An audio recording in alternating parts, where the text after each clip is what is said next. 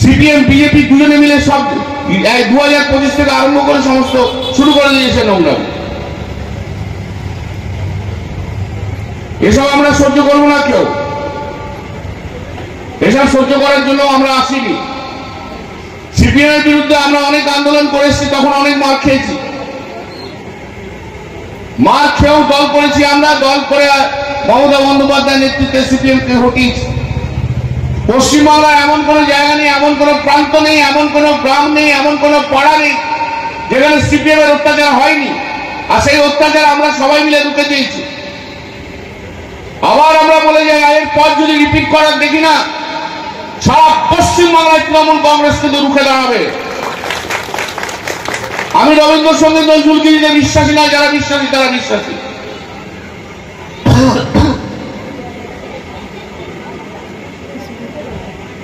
এটা ভাবা যায়। আরে 2010 সালের একটা ঘটনা বলি আপনারা শুনুন। 2010 সালে আমি তখন এমপি হয়েছি, আমি তখন দিল্লিতে রয়েছি। সুদর্শন রায়চৌধুরী ছিল শিক্ষামন্ত্রী, সিপিএম এর শিক্ষামন্ত্রী। চুচুড়ায় প্রোগ্রাম করতে দিয়েছিল, এই পাপ্পু ছিল, পাপ্পুরা ঘেরাও করে রেখেছিল। সুদর্শন রায়চৌধুরী আমাকে ফোন করেছিল, আমি এক ঝটকা বলে আগে শিক্ষামন্ত্রীকে ছাড়ো, তারপর অন্য কথা হবে। আমরা এই কালচারে বিশ্বাস করি।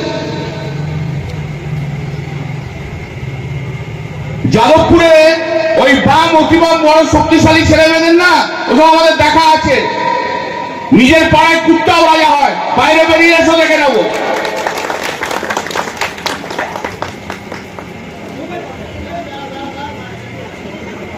সবাই ভালো থাকুন, সুন্দর থাকুন। জয় হিন্দ, বন্দে মাতরম, মমতা বন্দ্যোপাধ্যায় জিন্দাবাদ। খবরটি নিবেদনে এসআই পেয়াবাগাস, সেন্টার উত্তরপাড়া, হিন্দমোটর, কোন্নগর।